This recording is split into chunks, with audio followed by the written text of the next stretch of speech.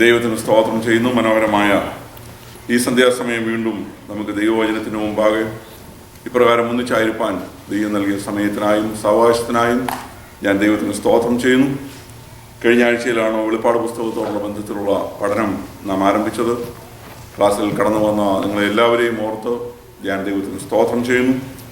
അതുപോലെ തന്നെ ഈ ക്ലാസ് ഓൺലൈനിലൂടെ ശ്രദ്ധിക്കുന്ന എൻ്റെ മാന്യ സഹോദരങ്ങൾ അവരുടെ സമയത്ത് അവരുടെ സാഹചര്യത്തിൽ കേൾക്കുന്ന ദൈവമക്കളെ ഓർത്തും ഞാൻ ദൈവത്തിന് സ്തോത്രം ചെയ്യുന്നു. ഇന്നത്തെ വിഷയത്തിലേക്ക് അല്ലെങ്കിൽ ക്ലാസ്സിലേക്ക് കടക്കുന്നതിന് മുമ്പ് ഞാനൊരു തിരുത്തൽ നടത്തിയിട്ട് നമ്മുടെ വിഷയം തുടരാം. കഴിഞ്ഞ ആഴ്ചയിൽ ഞാൻ ക്ലാസ് എടുത്തതായ സമയത്ത് ഒന്നിലധികം പ്രാവശ്യം ഞാൻ ആ മിസ്റ്റേക്ക് ആവർത്തിച്ചു. അതെന്തുകൊണ്ട് സംഭവിച്ചെന്ന് എനിക്ക് തന്നെ അറിഞ്ഞുകൂടാ. കാരണം യോഹന്നാൻ എങ്ങനെ പത്മോസിലെത്തി എന്നുള്ളത് ഞാൻ പറഞ്ഞപ്പോൾ പറഞ്ഞ ചക്രവർത്തി അങ്ങനെ ഒരാളുള്ളതാണ്. പക്ഷെങ്കിൽ യോഹന്നാനെ പത്മോസിൽ അയച്ചത് ഡയോക്ലീഷ്യൻ ചക്രവർത്തി അല്ല. ഡയോക്ലീഷ്യൻ ചക്രവർത്തി വരുന്നത് AD 3-ാം നൂറ്റാണ്ടിലെ ആളാണ്. റോമൻ ഭരണകൂടത്തിൽ അവസാനമായിട്ട് വരുന്ന ഭരണാധികാരികളിൽ ഒരാളാണ് അദ്ദേഹം. ഡൊമീഷ്യൻ ചക്രവർത്തിയാണ് യോഹന്നാനെ പത്മോസിൽ അയക്കുന്നത്. ഡൊമീഷ്യൻ. അപ്പോൾ നിങ്ങൾ അത് കറക്റ്റ് ചെയ്യണം. ഡൊമീഷ്യൻ ചക്രവർത്തിയുടെ കാലത്താണ് യോഹന്നാൻ പത്മോസിലേക്ക് പോകുന്നത്. ദൈവത്തിന് സ്തോത്രം. ഇനിവേ ഞാനിന്ന് ആ വിഷയം വളരെ ക്ലിയർ ആക്കും.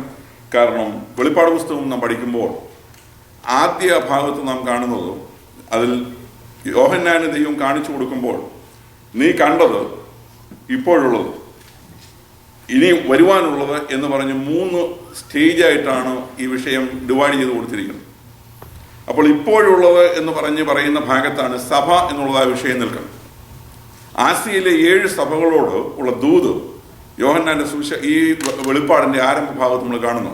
7 സഭകളെ എടുത്ത് അവകളോട് സംസാരിക്കുകയാണ്. അപ്പോൾ ആ 7 സഭകൾ എന്ന് പറയുന്നത്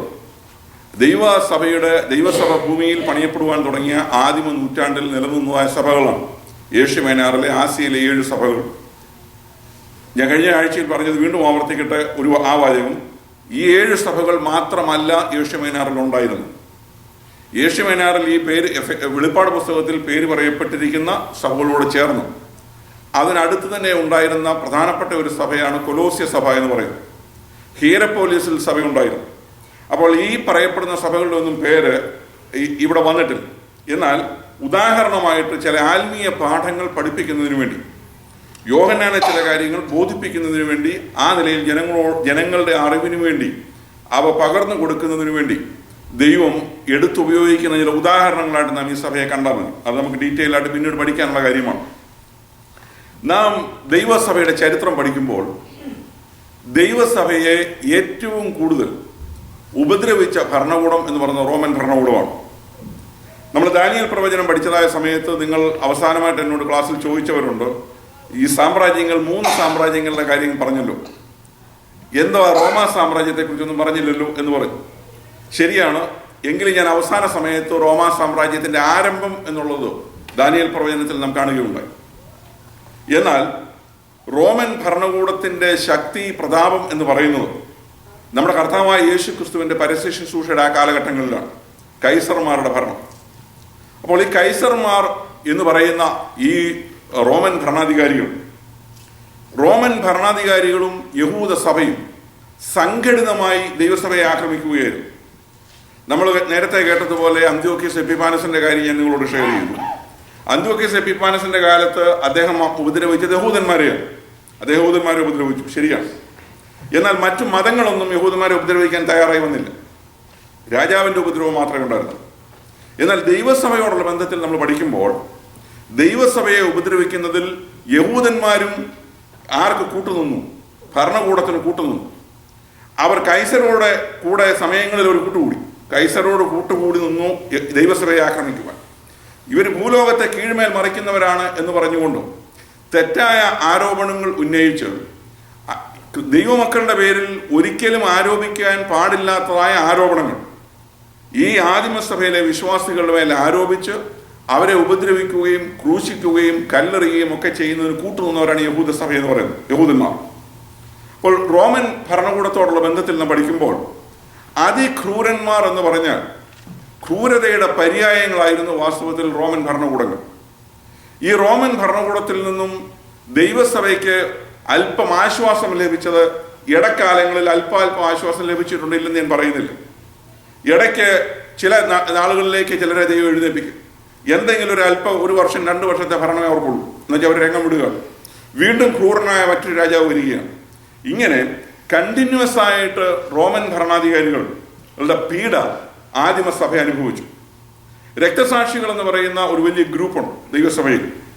രക്തസാക്ഷികളുടെ രക്തം സഭയുടെ വിത്താണ് എന്ന ഒരു ആപ്തവാക്യം തന്നെയുണ്ട്. കാരണം എവിടെ രക്തസാക്ഷികൾ ഉണ്ടായിട്ടുണ്ടോ, എവിടെ ദൈവമക്കൾ രക്തം ചിന്തിയിട്ടുണ്ടോ, എവിടെ സുവിശേഷ നിമിത്തം ഒരു വ്യക്തി അടിയേറ്റുവോ, എവിടെ സുവിശേഷത്തിന് വേണ്ടി പീഡ അനുഭവിച്ചുവോ, അവിടെ ദൈവസഭ തളരുകയായിരുന്നില്ല, അവിടെ ദൈവസഭ വളരുകയായിരുന്നു. ഇതാണ് ദൈവസഭയുടെ ചരിത്രം.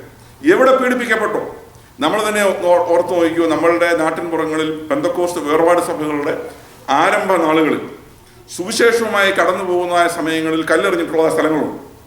ഈ കല്ലെറിഞ്ഞതായ സ്ഥലങ്ങളിലെ പ്രധാനപ്പെട്ട പല കുടുംബങ്ങളിൽ ദൈവസഭയുടെ ഭാഗമാണ്.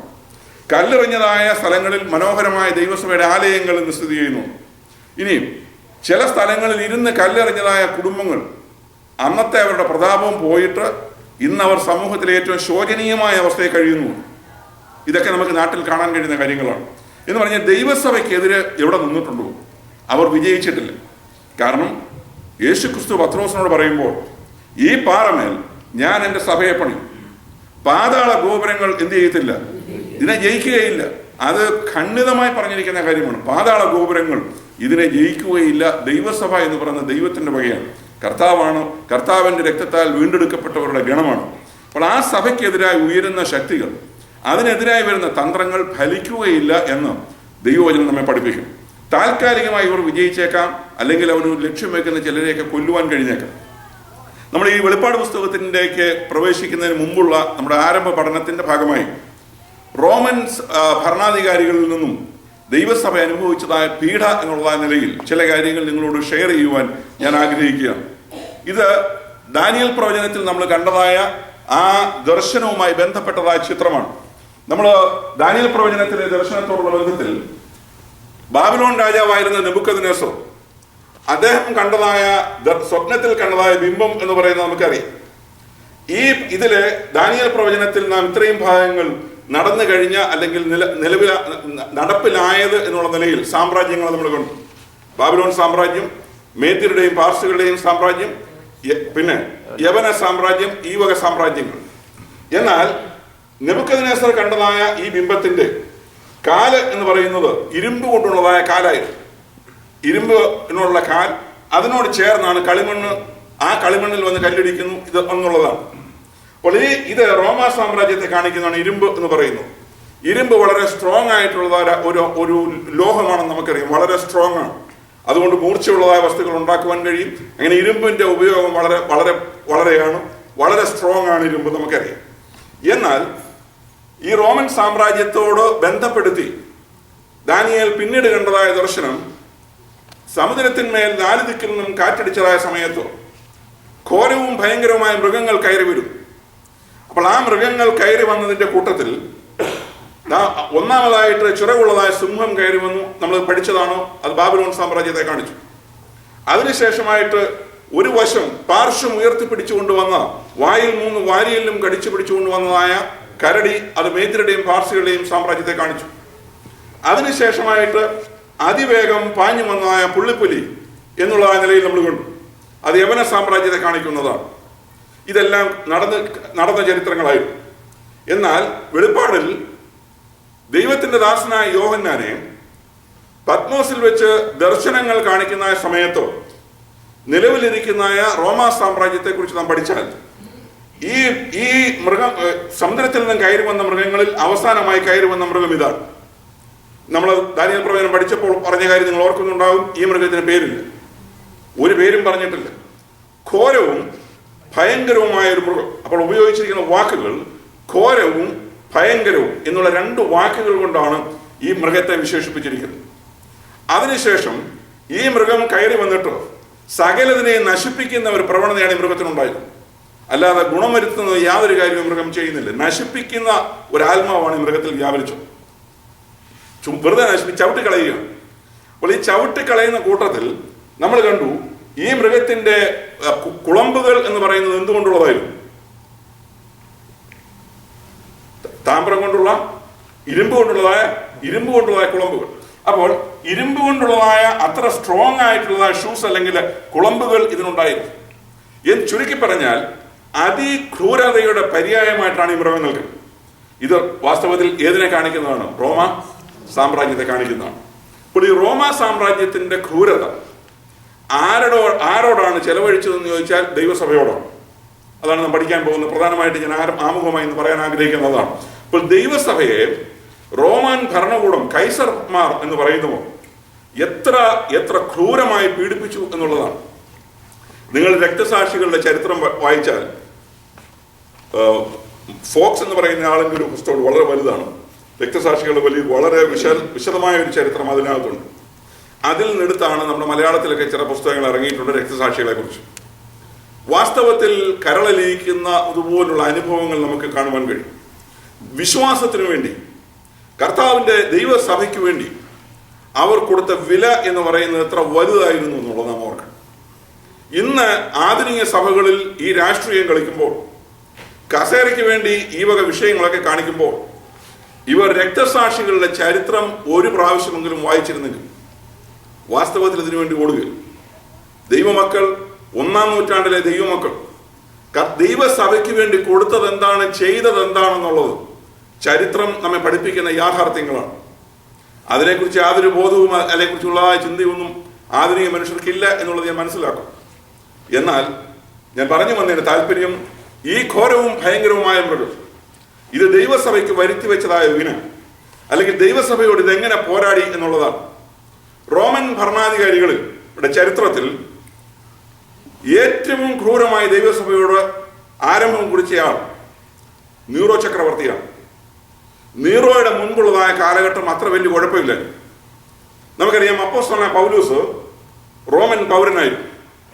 അതുകൊണ്ടാണ് താൻ രാജാവിന്റെ മുമ്പിൽ വിസ്താരവേളയിൽ നിന്നുകൊണ്ട് പറഞ്ഞു, എനിക്ക് ഈ പൗരത്വം എനിക്ക് എങ്ങനെ കിട്ടിയതാ? ഞാൻ വില കൊടുത്ത് വാങ്ങിയതല്ല, ഇതെങ്ങനെ കിട്ടിയതാ? ഞാൻ ജന്മനാ റോമൻ പൗരനാണ്. അപ്പോൾ ജന്മനാ റോമൻ പൗരൻ എന്ന് പറഞ്ഞാൽ അതിൽ തന്നെ അടങ്ങിയിരിക്കുന്ന പ്രത്യേക ചില പദവികളുണ്ട്. അതിൽ തന്നെ അടങ്ങിയിരിക്കണം. ഇപ്പൊ നമുക്കറിയാം, മറ്റു പല രാജ്യങ്ങൾക്കും ഇല്ലാത്ത ഒരു പദവിയാണ് US സിറ്റിസൺ എന്ന് പറയുന്നത്. എല്ലായിടത്തും ചിലപ്പോൾ ഇല്ലെങ്കിൽ പോലും അമേരിക്കൻ പൗരൻ എന്ന് പറഞ്ഞാൽ അതിന് ചില പ്രത്യേകതയുണ്ട്. കാരണം ലോകത്തിലെ പല രാജ്യങ്ങളിൽ വിസിറ്റ് ചെയ്യാൻ എന്തു വേണ്ട, പ്രത്യേകിച്ച് വിസ വേണ്ടാതെ അമേരിക്കയോട് സഹവർത്തിത്വത്തിൽ നിൽക്കുന്ന, പാർട്ട്ണർഷിപ്പിൽ നിൽക്കുന്ന പല രാജ്യങ്ങൾ വിസിറ്റ് ചെയ്യുവാൻ ഒരു US പൗരന് പ്രത്യേക വിസയുടെ ആവശ്യമില്ല. അതാണ് ഒരു പ്രധാനപ്പെട്ട ഒരു പദവി എന്ന് പറയും. അപ്പോൾ അതൊരു പ്രത്യേക പദവിയാണ്. അപ്പോൾ ആ നിലയിൽ മറ്റു പല രാജ്യങ്ങൾക്ക് ഇതില്ല. അപ്പോൾ ഇന്ത്യൻ പാസ്പോർട്ടും കൊണ്ട് പോകുന്ന ഒരാളിന് ഗൾഫ് രാജ്യങ്ങളിൽ ഇറങ്ങിയാൽ വിസ അടിക്കും, നമുക്ക് തന്നെ അറിയാം. എന്നാൽ അമേരിക്കൻ പൗരനാണെങ്കിൽ ദുബൈയിലോ അല്ലെങ്കിൽ കുവൈറ്റിലോ അറബ് രാജ്യങ്ങളുടെ പല സ്ഥലങ്ങളിൽ, ഇസ്രായേൽ തുടങ്ങിയ സ്ഥലങ്ങളിലൊക്കെ പോകാൻ ജസ്റ്റ് പോവുക, വിസിറ്റ് ചെയ്യുക, തിരിച്ചു പോരുക, നമുക്ക് യാതൊരു ക്വസ്റ്റ്യനുമില്ല. അപ്പോൾ അതാ US പൗരത്വം എന്നുള്ളത് ആ പാസ്പോർട്ടിന്റെ പ്രയോഗമാണ്. ഇപ്പോൾ റോമൻ പൗരനായിരുന്ന പൗലൂസ് വിസ്താരവേളയിൽ ഞാൻ കൈസരെ അഭയം ചൊല്ലുന്നു എന്ന് പറഞ്ഞു. കൈസരെ അഭയം ചൊല്ലുന്നു എന്ന് പറഞ്ഞത് തൻ്റെ വാദഗതികൾ കേൾക്കാൻ കഴിവുള്ള ഒരു കൈസർ ഉണ്ടായിരുന്നത് കൊണ്ടാണ്. കൈസർ ഉണ്ടെന്ന് പൗലൂസിന് ബോധ്യം ഉണ്ടായിരുന്നത് കൊണ്ടാണ്. അന്നത്തെ ആ കൈസറും ക്രിസ്ത്യാനികളെ ഉപദ്രവിക്കുന്ന കൈസറായിരുന്നെങ്കിൽ പൗലൂസ് അത് പറയത്തില്ല, എനിക്ക് കൈസറെ കാണുന്നു. ക്ലൗദിയോസ് എന്ന് പറയുന്ന കൈസറാണ് അന്ന് നിലവിലിരുന്നത്. അപ്പോൾ ക്ലൗദിയോസിന്റെ കാലത്താണ് പൗലൂസ് പറയുന്നത്, ഞാൻ കൈസറെ അഭയം ചൊല്ലുന്നു. അപ്പോൾ ഞാൻ കൈസറെ അഭയം ചൊല്ലുന്നു എന്ന് പറഞ്ഞ് കൈസറുടെ അരികിൽ വിസ്താരവേദിയിലേക്ക് പൗലൂസ് പോകുന്നത് നമുക്ക് കാണുവാൻ കഴിയും. എന്നാൽ അതിനുശേഷമായിട്ടോ ഭരണത്തിൽ വന്നതായ ആളാണ് നീറോ എന്ന് പറയുന്ന ചക്രവർത്തി. ദൈവസഭയുടെ പീഡകളിൽ ഏറ്റവും നികൃഷ്ടമായി ദൈവസഭയോട് ഇടപെട്ട ഭരണാധികാരികളിൽ ഒരാളാണ് ഈ നീറോ എന്ന് നിങ്ങൾ ഓർക്കണം. അദ്ദേഹത്തിനെ കുറിച്ച് പ്രധാനമായിട്ടും പറഞ്ഞാൽ, ഡയോക്ലേഷ്യൻ ചക്രവർത്തിയുടെ ഭാര്യയായിരുന്ന അഗ്രിപ്പീനി എന്ന് പറയുന്ന സ്ത്രീ, ഈ പേരൊന്നും ഓർത്തിരിക്കുന്നത്, അഗ്രിപ്പീനി എന്ന് പറയുന്ന സ്ത്രീ ഡയോക്ലേഷ്യൻ ചക്രവർത്തി ഭാര്യയാണ്. ആ സ്ത്രീയുടെ ആദ്യത്തെ വിവാഹത്തിലൊരു മകനുണ്ട്. ആ മകനായിരുന്നു നീറോ. ഈ നീറോയ്ക്ക് ഭരണം കിട്ടാൻ വേണ്ടി ഈ അമ്മ അഗ്രിപ്പീനി എന്ന് പറഞ്ഞ അമ്മ ആ സ്ത്രീയെ ക്ലൗദിയോസിനെ കൊന്നു, സ്വന്തം ഭർത്താവിനെ. സ്വന്തം ഭർത്താവിനെ വകവരുത്തി ആർക്ക് അധികാരം കിട്ടാൻ? മകൻ അധികാരം കിട്ടാൻ. അങ്ങനെ 16-ാമത്തെ വയസ്സിൽ നീറോ അധികാരത്തിൽ വന്നു. മകനെ അധികാരത്തിൽ കൊണ്ടുവരാൻ ഭർത്താവിനെ കൊന്നു. ഭർത്താവിനെ മാത്രമല്ല, ഈ പുതിയ വിവാഹത്തിലുള്ള വേറൊരു മകനോട് അവനെ കൊന്നു. അപ്പോൾ ചുരുക്കി പറഞ്ഞാൽ തൻ്റെ ഈ മകൻ അധികാരം കിട്ടാൻ വേണ്ടി, നീറോയ്ക്ക് അധികാരം കിട്ടാൻ വേണ്ടി ഈ മാതാവ് വലിയ ശ്രമം നടത്തി. അങ്ങനെ 16-ാമത്തെ വയസ്സിൽ ഇവൻ അധികാരത്തിൽ വന്നു. 16-ാമത്തെ വയസ്സിൽ അധികാരത്തിൽ വന്നു. ആദ്യത്തെ 5 വർഷം നീറോയുടെ ഭരണം വളരെ നല്ലതായിരുന്നു. കാരണം ഇദ്ദേഹം ആലോചനാ സഭയോട് ആലോചന ചോദിക്കുമായിരുന്നു. ഇയാൾ വളരെ ചെറുപ്പമായതുകൊണ്ട് മറ്റുള്ളവരോട് ആലോചന ചോദിച്ചു, എങ്ങനെയാണ് ഭരണം നടത്തേണ്ടത്. അപ്പോൾ മൂപ്പന്മാർ ആലോചന കൊടുത്തു. അത് കേട്ടു. അത് കേട്ടിങ്ങനെ ഭരണം മുമ്പോട്ട് പോയി കഴിഞ്ഞപ്പോൾ ഇദ്ദേഹത്തിനൊരു ദിവസം തോന്നി, ഈ അമ്മയെ ഇനി ഭൂമി വെച്ചേക്കണ്ട. സ്വന്തം അമ്മയെ, അതായത് അധികാരത്തിലേക്ക് കൊണ്ടുവന്ന അമ്മയെ, ഈ അമ്മയെ കൊല്ലുന്നതിന് വേണ്ടി ഇദ്ദേഹം പരിപാടി തയ്യാറാക്കിയിട്ട് ഒരു ബോട്ടിൽ കയറ്റി വിട്ടു. എന്നിട്ട് ആ ബോട്ട് ഓടിക്കുന്ന ആളോട് പറഞ്ഞു, പാറയിൽ കൊണ്ടുപോയി തകർത്തേക്കണമെന്ന് പറഞ്ഞു ബോട്ട്. അങ്ങനെ ഇതൊക്കെ ചരിത്രമാകട്ടോ. ഇത് കേട്ട് കഴിഞ്ഞാൽ നിങ്ങൾ ഓർക്കും, ഈ നീറോ ദൈവമക്കളോട് ഇത്ര ചെയ്തല്ലോ ഉള്ളൂ കേട്ടു. അപ്പോൾ നീറോ ഈ മാതാവിനെ ബോട്ടിൽ കയറ്റിയിട്ട് ബോട്ട് ഓടിക്കുന്ന ആളിനോട് പറഞ്ഞു, പാറയിൽ ഇടിച്ച് തകർത്തേക്കാൻ പറഞ്ഞു. ബോട്ട് ഓടിക്കുന്ന ആൾ രക്ഷപ്പെടുമല്ലോ, കാര്യം അവർക്ക് രക്ഷപ്പെടാനുള്ള സംവിധാനമാണ്. പക്ഷെങ്കിൽ ഈ സ്ത്രീ ബോട്ട് പാറയിലിടിച്ച് തകർന്നപ്പോൾ ഈ സ്ത്രീ അവിടെ നിന്ന് നീന്തി കരക്കി കയറി. പക്ഷെങ്കിൽ നീന്തി കരക്കി കയറിയത് നീറോ അറിഞ്ഞ സമയത്ത് നീറോ ഭടന്മാരെ അയച്ചു, വാളുകൊണ്ട് വെട്ടിക്കൊന്നേക്കാൻ പറഞ്ഞു. അങ്ങനെ സ്വന്തം മാതാവിനെയും ഇദ്ദേഹം വകവരുത്തി. അതിനുശേഷമായിട്ടോ ഇദ്ദേഹം ചെയ്തത്, ഇദ്ദേഹത്തിന് ഈ സമയത്ത് ഒരു ഭാര്യയുണ്ട്, ഒക്ടേവിയ എന്ന് പറഞ്ഞ സ്ത്രീ, അദ്ദേഹത്തിന്റെ ഭാര്യയാണ്. ഈ ഒക്ടേവിയ എന്ന് പറഞ്ഞ സ്ത്രീയെ തന്റെ ഭാര്യയായി ഉണ്ടായിരിക്കുന്ന സമയത്ത് തന്നെ പോപ്പിയ എന്ന് പറയുന്ന ഒരു സുന്ദരിയുമായിട്ട് ഇദ്ദേഹം ബന്ധമായി.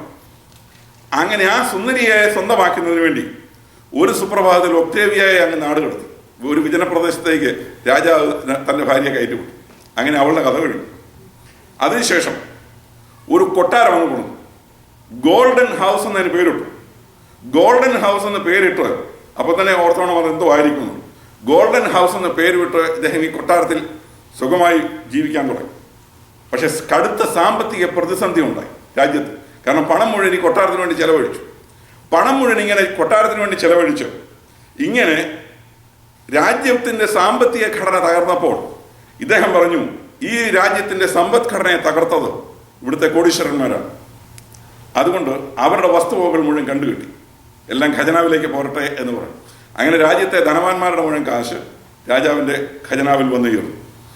ഇതിനുശേഷമായിട്ടും ഇദ്ദേഹം തൻ്റെ സ്വന്തം അധ്യാപകനായിരുന്ന, അല്ലെങ്കിൽ തന്നെ പഠിപ്പിച്ച അന്നത്തെ ഫിലോസഫേഴ്സിലുള്ള ഒരാളാണ് സീനോ എന്ന് പറയുന്നയാൾ. ഇദ്ദേഹത്തെ വരെ കൊന്നു, സ്വന്തം അധ്യാപകന്. നമ്മൾ സ്വന്തം അമ്മയെ കൊന്നതായ മനുഷ്യന് അധ്യാപകന് വലിയ വിഷയമല്ല. അപ്പോൾ ഞാൻ പറഞ്ഞത് നീറോ എന്ന് പറഞ്ഞ മനുഷ്യൻ ഇതായിരുന്നു. ഇനി ഇതിന് ശേഷമായിട്ട് ഈ റോമൻ കാറ്റഗോംസ് എന്ന് പറയുന്ന ഭൂഗർഭ ശവ അറകൾ, അതിനകത്ത് ആയിരക്കണക്കിന് ക്രിസ്ത്യാനികളെയാണ് അദ്ദേഹം കൊന്നൊടുക്കിയത്. അതാണ് ഇന്നും അത് ചരിത്ര സ്മാരകമായിട്ട് തന്നെ ഉണ്ട്. റോമിൽ വിസിറ്റിങ്ങിന് പോകുന്ന ആൾക്കാർക്ക് കാണാൻ കഴിയും റോമൻ കാറ്റഗോംസ്. അതും കഴിഞ്ഞ് 1,00,000 പേർക്ക് ഇരിക്കാവുന്ന സ്ഥലമായിരുന്നു റോമൻ കൊളോസിയം. അത് ഇന്ന് നിലവിലുണ്ട് പുരാവസ്തുവിന്റെ ഭാഗമായിട്ട്. ആ റോമൻ കൊളോസിയത്തിൽ സിംഹങ്ങളുടെ മുമ്പിലേക്ക് ക്രിസ്ത്യാനികളെ പിടിച്ചിട്ട് കൊടുക്കും. സിംഹം ഈ ക്രിസ്ത്യാനികളെ പിടിച്ച് വലിച്ചു കീറുന്നത് കാണുവാൻ ഈ നീറോ ഉൾപ്പെടെ ലക്ഷക്കണക്കിന് 1,00,000-ഓളം ആളുകൾ കാണികളായി ഈ കൊളോസിയത്തിൽ വന്നിരിക്കും. ഇങ്ങനെയുള്ളതായ കാഴ്ച കണ്ട് രസിക്കുന്ന മനുഷ്യൻ. കുറച്ച് കഴിഞ്ഞപ്പോൾ ഇദ്ദേഹം വിചാരിച്ചു, എന്നോടുകൂടി എല്ലാം അവസാനിക്കണം. അതിനുവേണ്ടി അവസാനമായിട്ട് അദ്ദേഹം ചെയ്ത പരിപാടി റോമാപുരിക്കൊന്ന് തീ കൊളുത്തി. സ്വന്തം പട്ടണത്തിന് തീ കൊളുത്തി. സ്വന്തം പട്ടണത്തിന് തീ കൊളുത്തിയേച്ച് ഇദ്ദേഹം ചെയ്ത പരിപാടി, ഇത് ക്രിസ്ത്യാനികൾ കത്തിച്ചു വന്നു. റോമാപുരി കത്തിച്ചത് ക്രിസ്ത്യാനിയാണെന്ന് ആ ക്രിസ്ത്യാനികളുടെ മേൽ ആരോപണം കൊണ്ടുപോകും. അങ്ങനെ സമൂഹം വീണ്ടും ക്രിസ്ത്യാനികൾക്കെതിരായി. ഇതാണ് ഞാൻ കഴിഞ്ഞ ആഴ്ച സൂചിപ്പിച്ചത്. റോമാപുരി കത്തുന്നതായ സമയത്ത് നീറോ ചക്രവർത്തി ഇരുന്നു കൊണ്ട് വീണ വായിച്ചു കൊണ്ടിരുന്നു എന്നാണ്, ഒരു കൂസലുമില്ല. ഇതായിരുന്നു ഇദ്ദേഹത്തിന്റെ മാനസിക അവസ്ഥ എന്ന് പറയും. ഞാനീ പറയാൻ വന്നതിന് താല്പര്യം, വെളിപ്പാട് പുസ്തകം പഠിക്കുമ്പോൾ നീറോയുടെ കാലത്താണ് വെളിപ്പാട് പുസ്തകം എഴുതിയത് എന്നുള്ളൊരു ചിന്തയുണ്ട്.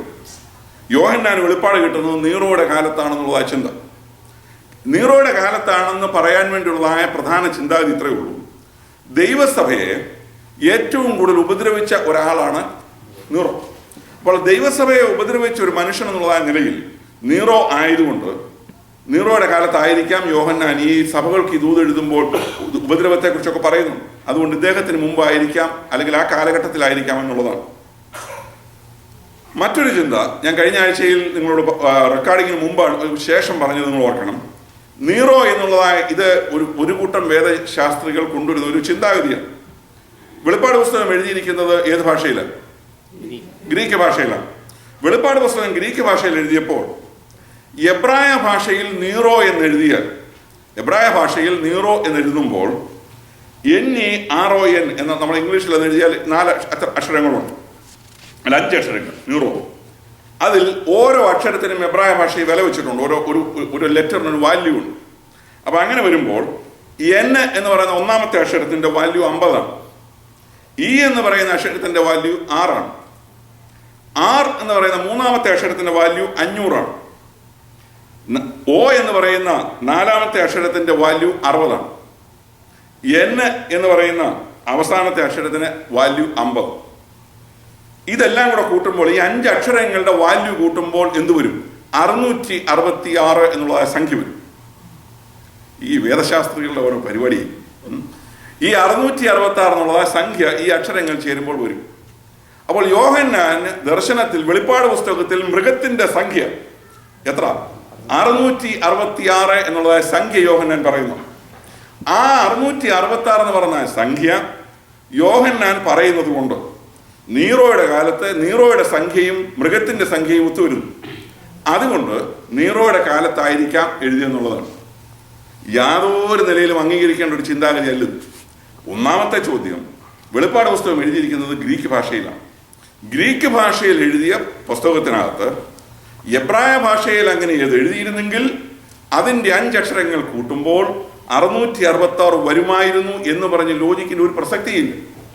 ആ 666 അങ്ങനെ വരുത്താനായിരുന്നെങ്കിൽ ദൈവം ഈ വെളിപ്പാട് പുസ്തകം എബ്രായ ഭാഷയിൽ എഴുതിച്ചേനെ. അപ്പോൾ അത് യാതൊരു സ്റ്റാൻഡേർഡും ഇല്ലാത്ത, അല്ലെങ്കിൽ അംഗീകരിച്ചു കൊടുക്കേണ്ടതായ ഒരു വാദഗതിയായിട്ട് നിൽക്കുന്നില്ല. നിങ്ങൾ ഓർക്കണം. അപ്പോൾ ഒരു ചിന്താഗതി നിങ്ങളോട് പറഞ്ഞു എന്നുള്ളതേ ഉള്ളൂ. നീറോയുടെ വാഴ്ചയിലാണ്, നീറോയുടെ ഭരണകാലത്താണ് ഈ പറയുന്ന യോഹന്നാൻ വെളിപ്പാട് പുസ്തകം രചിച്ചത് എന്നുള്ള ചിന്തയാണ്. അതിന് യാതൊരു പ്രസക്തിയുമില്ല. എനിക്കതിനോട് യാതൊരു യോജിപ്പുമില്ല. ഞാനൊരു അഭിപ്രായം, ഇങ്ങനെ നിലവിലുള്ള ഒരു അഭിപ്രായം നിങ്ങളോട് പറഞ്ഞു എന്ന് മാത്രമേ ഉള്ളൂ. രണ്ടാമത്തെ ചിന്ത എന്ന് പറയുന്നത്, രണ്ടാമത്തെ ഭരണം എന്ന് പറയുന്നത് ഡൊമീഷ്യൻ എന്ന് പറയുന്ന ചക്രവർത്തിയാണ്. ഞാൻ കഴിഞ്ഞ ആഴ്ച പറഞ്ഞല്ലോ, ഡയോക്ലീഷ്യൻ ഞാൻ തെറ്റിച്ചു പറഞ്ഞത് ഡൊമീഷ്യന്റെ ഭരണകാലത്താണ് ഈ യോഹന്നാനെ എന്ത് ചെയ്യുന്നത്? നാട് കടത്തുന്നത്. ഡൊമീഷ്യന്റെ ഭരണം എന്ന് പറയുന്നത് AD 85 മുതൽ 96 വരെയുള്ളതായ കാലമാണ്. നീറോ ഭരിച്ചത് AD 54 മുതൽ 68 വരെയാണ്. ഇതിനിടയിലുള്ളതായ സമയങ്ങളിൽ ചെറിയ ചെറിയ ഭരണാധികാരികൾ വന്നു പോകുന്നുണ്ട്. അപ്പോൾ ഡൊമീഷ്യൻ ചക്രവർത്തിയുടെ കാലം AD 85 മുതൽ 96 വരെയാണ്. ഇദ്ദേഹത്തിന്റെ കാലത്ത് ആണ് ഞാൻ കഴിഞ്ഞ ആഴ്ചയിൽ സൂചിപ്പിച്ചത്. വീണ്ടും ഞാൻ ആവർത്തിക്കാം. കൈസർ എന്ന് പറയുന്ന ആളിനെ ദൈവത്തിന്റെ തുല്യനാക്കി പ്രതിഷ്ഠിച്ച ആളാണ് ഈ ഡൊമീഷ്യൻ ചക്രവർത്തി. പൊതുവെ റോമൻ ഭരണാധികാരികൾക്ക് ഒരു ചിന്തയുണ്ടായിരുന്നു, ഞങ്ങൾ ദൈവത്തിന്റെ സ്ഥാനത്താണെന്നുള്ള ചിന്ത. അത് നീറോയ്ക്ക് ഉണ്ടായിരുന്നു. എന്നാൽ നീറോയുടെ ആ ചിന്താഗതിയേക്കാളൊക്കെ ഉപരിയായിട്ട് രേഖകളിൽ പോലും ആക്കി രാജകീയ വിളംബരം പുറപ്പെടുവിക്കുന്നിടത്തെല്ലാം ഡൊമീഷ്യൻ ചക്രവർത്തി തന്നെ ദൈവത്തിന്റെ സ്ഥാനത്ത് പ്രതിഷ്ഠിച്ചുകൊണ്ട് വിളംബരം എഴുതി. തന്റെ വിളംബരങ്ങളുടെ തുടക്കം ഇങ്ങനെയാണ്: our lord and god Domitian commands എന്നും പറഞ്ഞാണ് തുടങ്ങുന്നത്. Our lord and god Domitian. അപ്പോൾ ഈ നിലയിലാണ് ഡൊമീഷ്യൻ ചക്രവർത്തി വിളംബരം. അപ്പോൾ ദൈവം എന്ന് പറഞ്ഞ ആളിന്റെ സ്ഥാനത്ത് ഈ കൈസർ അദ്ദേഹത്തെ പ്രതിഷ്ഠിച്ചു. ഡൊമീഷ്യൻ കൈസർ തന്നെ പ്രതിഷ്ഠിച്ചു. അതുകൊണ്ടാണ് ദൈവം കഴിഞ്ഞ ആഴ്ച പറഞ്ഞത് ഒന്നുകൂടി ആവർത്തിക്കാം, ആ ഭാഗം മാത്രം. കൈസറെ ബഹുമാനിക്കുക, അല്ലെങ്കിൽ കൈസറെ ആരാധിക്കുക, വണങ്ങുക, ജീവിച്ചൊരിക്കണമെങ്കിൽ കൈസറുടെ അധികാരത്തെ ക്വസ്റ്റ്യൻ ചെയ്യുന്നവന് മാറണം. ദൈവം മാത്രമേ ഉള്ളൂ ആരാധിക്കേണ്ടവൻ, അല്ലെങ്കിൽ കൂറിയോസ് എന്നുള്ള ആ കൂറിയോസ് എന്നുള്ള പദമാണ് ആരെടുത്തത്? ഈ ഡൊമീഷ്യൻ ചക്രവർത്തി എടുത്തത്. അപ്പോൾ ദൈവം മാത്രമേ ഉള്ളൂ കൂറിയോസ്, അത് ദൈവത്തോട് ബന്ധപ്പെട്ട പദമാണ് എന്നുള്ള നിലയിൽ നിൽക്കുന്നവന് മരണം, അല്ലെങ്കിൽ പീഡനം, അല്ലെങ്കിൽ നാടുകടത്തൽ. അല്ല, ഈ രാജാവും ദൈവമാ, മറ്റേ ദൈവവും ദൈവമാ, എല്ലാം ദൈവമാ എന്ന് പറഞ്ഞാൽ അവന് കഷ്ടതയില്ല, ജീവിക്കാം സുഖമായിട്ട്. ഇങ്ങനെ വിശ്വാസം തള്ളിക്കളഞ്ഞു വേണമെങ്കിൽ ജീവിക്കാമായിരുന്നു. അപ്പോൾ ഇത് ഡൊമീഷ്യൻ ചക്രവർത്തിയുടെ കാലത്താണ് നടക്കുന്നത്. അപ്പോൾ ഡൊമീഷ്യൻ ചക്രവർത്തി ആദ്യം യോഹന്നാനെ, കഴിഞ്ഞ ആഴ്ചയിൽ ക്ലാസിന്റെ അവസാനം നിങ്ങൾ ചോദിച്ച ചോദ്യം ഈ ഡൊമീഷ്യൻ ചക്രവർത്തിയുടെ കാലത്ത് തന്നെ നടന്നതാണ് സഭാചരിത്രം പറയുന്നത്. ഡൊമീഷ്യൻ ചക്രവർത്തി യോഹന്നാനെ നാട് കടത്തുന്നതിന് മുമ്പ് തിളച്ച എണ്ണയിലിട്ടു. തിളച്ച എണ്ണയിലിട്ടിട്ട് ഇദ്ദേഹത്തിന് എന്ത് ചെയ്യില്ല, ഒരു കുഴപ്പവും പറ്റിയില്ല, യാതൊന്നും സംഭവിച്ചില്ല. തിളച്ച എണ്ണയിലിട്ടു. നമുക്കറിയാം തിളച്ച എണ്ണയിലിട്ടാൽ എന്താ സംഭവിക്കേണ്ടതെന്ന് നമുക്കറിയാം. പക്ഷേ രാജാവും പ്രതീക്ഷിച്ചു, ഇതുപോലെ ഒന്നും നടന്നില്ല. അപ്പോൾ എണ്ണയിൽ കിടന്ന യോഹന്നാൻ, തിളച്ച എണ്ണയിൽ കിടന്ന യോഹന്നാൻ, ദാനിയേൽ പ്രവചനത്തിൽ നമ്മൾ കണ്ട എബ്രായ ബാലന്മാർ തീച്ചുളയിൽ, ഇദ്ദേഹം ദൈവത്തിന്റെ സംരക്ഷണത്തിന്റെ കവചത്തിന്റെ കീഴിലാണ് വരുന്നത്. അപ്പോൾ തിളച്ച എണ്ണയിൽ ഇട്ടിട്ട് ഒന്നും സംഭവിക്കാഞ്ഞതുകൊണ്ട് ഡൊമീഷ്യൻ ചക്രവർത്തിക്ക് മനസ്സിലായി ഇവനെ ഇനിയും ഇങ്ങനൊന്നും കൊല്ലാൻ ഒക്കത്തില്ല. കാര്യം തിളച്ച എണ്ണയിൽ ഇട്ടിട്ട് പൊള്ളുക പോലും ചെയ്യാത്തവനെ എന്നാ ചെയ്യാൻ? അതുകൊണ്ട് നിശ്ചയിച്ചു എവിടേക്ക് വിട്ടേക്കാം, കുറ്റവാളികളെ കയറ്റിവിടുന്ന അല്ലെങ്കിൽ കുറ്റവാളികൾ വസിക്കുന്നതായ പത്മോസ് എന്ന് പറയുന്ന ഐലൻഡിലേക്ക് പോകട്ടെ എന്ന് പറഞ്ഞ് നാട് കടത്തിയത് അദ്ദേഹമാണ്. എന്നാൽ ദൈവത്തിന്റെ പദ്ധതി അടുത്താടി നിങ്ങളോട് പറയാൻ ആഗ്രഹിക്കുന്നു. ഒരു ഡൊമീഷ്യൻ ചക്രവർത്തി വിചാരിച്ചാൽ തീരുന്നതല്ല യോഹന്നാന്റെ അന്ത്യം. കാരണം യോഹന്നാനെ കുറിച്ച് ദൈവത്തിന് വ്യക്തമായൊരു പദ്ധതിയുണ്ട്. യോഹന്നാൻ പത്മോസിൽ അവസാനിക്കേണ്ടവനല്ല എന്ന് ദൈവത്തിനറിയാം. പത്മോസിൽ ഏകനായിട്ട് തന്നെ വസിക്കുമ്പോഴും അവനെ പുതിയൊരു ശുശ്രൂഷയ്ക്ക് വേണ്ടി ഒരുക്കുന്നതാണ് ദൈവത്തിന്റെ പദ്ധതി. വളരെ വയോധികനായി എങ്കിൽ പോലും അവനെ വീണ്ടും ആസിയയിലെ 7 സഭകൾ അല്ലെങ്കിൽ ആസിയയിലുള്ള മറ്റ് സഭകൾ അവർക്ക് ആശ്വാസമായി, അവരെ പ്രോത്സാഹിപ്പിക്കുന്നതിന് വേണ്ടി, അവരുടെ കുറവുകൾ ചൂണ്ടിക്കാണിച്ച് അവരെ ദൈവസന്നിധിയിൽ പണിതെടുക്കുന്നതിന് വേണ്ടി ഉറപ്പിക്കുന്നതിനുള്ള ശുശ്രൂഷ ഇദ്ദേഹത്തിനുണ്ട്. അതുകൊണ്ട് പത്മോസിൽ നിന്നും യോഹന്നാൻ എഫേസോസിൽ മടങ്ങി വരേണ്ടത് ആവശ്യമാണ്. ദൈവത്തിന്റെ പ്രോഗ്രാം അങ്ങനെയാണ്. യോഹന്നാൻ പോലും ചിലപ്പോൾ നിരാശ തോന്നിക്കാണാം താനിവിടെ അവസാനിക്കും. കാരണം നാട് കടത്തി വിട്ടവരുടെ ശവങ്ങൾ അവിടെ വീണിട്ടുണ്ട്, അസ്ഥിപഞ്ജരങ്ങൾ അവിടെ കിടപ്പുണ്ട് പത്മോസ് ദ്വീപിൽ. പ്രതീക്ഷയ്ക്ക് വലിയ വകയൊന്നുമില്ല തന്നെ. എന്നാൽ ഈ 96 ഡൊമീഷ്യൻ ചക്രവർത്തിയുടെ ഭരണം കഴിയുകയാണ്. 96 ഭരണം അങ്ങോട്ട് കഴിഞ്ഞ ഉടനെ നേർവ എന്ന് പറയുന്ന ഒരാൾ അധികാരത്തിൽ വന്നു. നേർവ, ഇദ്ദേഹം വലിയ പ്രസിദ്ധനൊന്നുമല്ല. നേർവ ഡൊമീഷ്യന് ശേഷം, അതായത് യോഹന്നാനെ പത്മോസിലേക്ക് നാട് കടത്തിയ ഡൊമീഷ്യൻ ചക്രവർത്തിക്ക് ശേഷം അധികാരത്തിൽ വന്ന ചക്രവർത്തിയാണ് ആര്? നേർവ എന്ന് പറയുന്ന ചക്രവർത്തി. ഈ നേർവയുടെ ഭരണം എന്ന് പറയുന്നത് 96 മുതൽ 98 വരെ ഉള്ളൂ. 96 മുഴുവനില്ല, കാര്യം 96ലാണ് ഡൊമീഷ്യൻ പോകുന്നത്. അപ്പോൾ അധികാരത്തിൽ വന്ന ഉടനെ തന്നെ ഈ മനുഷ്യൻ, അദ്ദേഹം ക്രിസ്ത്യാനികളെ ഉപദ്രവിക്കാനൊന്നും പോയില്ല. കാരണം വെറും 2 വർഷത്തെ ഭരണമല്ലേ. അദ്ദേഹം ആ സമയത്ത് അധികാരത്തിൽ വന്ന ഉടനെ പത്മോസിൽ പോയ യോഹന്നാനെ മടക്കി വരുത്തി. ഞാനതാ പറയുന്നത്, ദൈവത്തിന്റെ പദ്ധതി എന്ന് പറയുന്നത്. വെറും 2 വർഷത്തിന് വേണ്ടി അധികാരത്തിൽ കയറിയ ആളാണ്. പക്ഷെ ആ ആളിനെ കൊണ്ട് ദൈവത്തിനൊരു പദ്ധതി ഉണ്ടായിരുന്നു.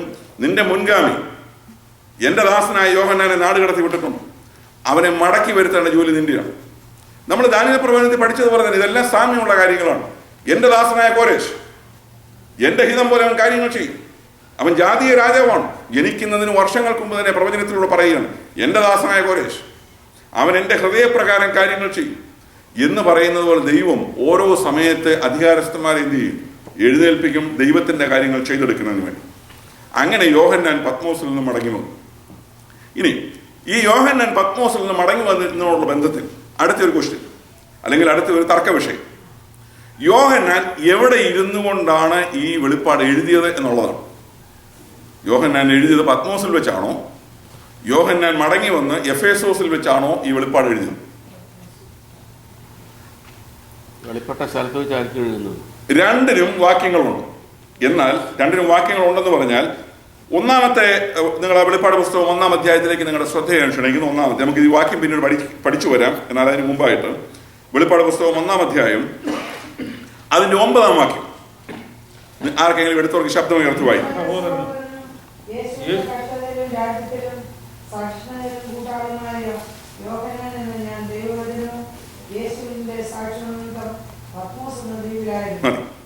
അവിടെ യോഹന്നാൻ പറയുന്നു, നിങ്ങളുടെ സഹോദരനും യേശുവിന്റെ കഷ്ടതയിലും രാജ്യത്തിലും സഹിഷ്ണുതയിലും കൂട്ടാളിയുമായി യോഹന്നാൻ എന്ന ഞാൻ ദൈവവചനവും യേശുവിന്റെ സാക്ഷ്യവും നിമിത്തം പത്മോസ് എന്ന ദ്വീപിൽ ആയിരുന്നു എന്നാണ് ഇവിടെ എഴുതിയിരിക്കുന്നത്. ഈ എഴുത്തിന്റെ സൂചന താൻ മടങ്ങി വന്ന് എഫേസോസിൽ വന്നതിന് ശേഷം കുറെ നാളായിട്ട് ഈ സ്ഥലത്തില്ല, ഈ വിശ്വാസികളുടെ ഇടയിൽ ഇദ്ദേഹം ഇല്ല. അതുകൊണ്ട് അവരോട് പറയുകയാണ്, ഞാൻ ഇന്നടത്തായിരുന്നു എന്ന് പറഞ്ഞ് താൻ എഴുതുന്നു എന്ന് പറഞ്ഞ് പത്മോസിൽ വന്നതിന് ശേഷമാണ് എഴുതിയത് എന്നുള്ളതിൻ്റെ ഒരു വാക്യമായിട്ടാണ് ഇത് പറയുന്നത്. എന്നാൽ ഇതൊരു വലിയ വിഷയമായൊന്നും ഇരിക്കുന്ന കാര്യമല്ല. എന്നാൽ ഞാൻ പറഞ്ഞു, വേദശാസ്ത്രങ്ങളുടെ രണ്ട് അഭിപ്രായമുണ്ട്. പത്മോസിൽ വെച്ച് എഴുതി എന്നുള്ളതും എഫേസോസിൽ വെച്ച് എഴുതി എന്നുള്ളതും. എഫേസോസിൽ വെച്ച് എഴുതി എന്നുള്ളതിൻ്റെ തെളിവായിട്ടാണ് ഈ വാക്യം നിൽക്കുന്നത്. എഫേസോസിൽ വന്നു കഴിഞ്ഞ്, അതായത് മടങ്ങി തന്നെ എവിടെ നിന്നും നാട് കടത്തിയോ അവിടെ വന്നതിന് ശേഷം താൻ എഴുതി എന്ന ആ നിലയിലാണ് ഈ വാചകം നിൽക്കുന്നത്. എന്നാൽ അതിൻ്റെ അവസാന ഭാഗത്തേക്ക് നമ്മൾ വരുമ്പോൾ, ആ 1-ാം അധ്യായത്തിൻ്റെ തന്നെ അവസാന ഭാഗത്ത് വരുമ്പോൾ 19-20 വാക്യങ്ങൾ വായിക്കും. നീ കണ്ടതും ഇപ്പോഴുള്ളതും ഇനി സംഭവിക്കാനിരിക്കുന്നതും എന്റെ വലയിൽ കണ്ട 7 നക്ഷത്രത്തിന്റെ നാമവും 7 പൊൻനിലവ വിളക്കിന്റെ വിവരവും എഴുതുക.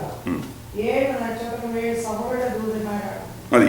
ഇനി 2-ാം അധ്യായം 1-ാം വാക്യം എഫെസോസിലെ സഭയുടെ ദൂതനെ മതി എഴുതുക. നമ്മൾ പിന്നീട് കാണുന്ന ആ പ്രയോഗങ്ങൾ യോഹന്നാന്റെ സുവിശേഷത്തിൽ നിരവധി പ്രാവശ്യം കാണാൻ കഴിയും. യോഹന്നാനെ എഴുതുക എഴുതുക എഴുതുക എന്നുള്ളതായ പ്രയോഗം. എഴുതുക അതിനിടയ്ക്ക് പറയുന്നുണ്ട് എഴുതാതെ വിട്ടേക്കാനും പറഞ്ഞിട്ടുണ്ട്.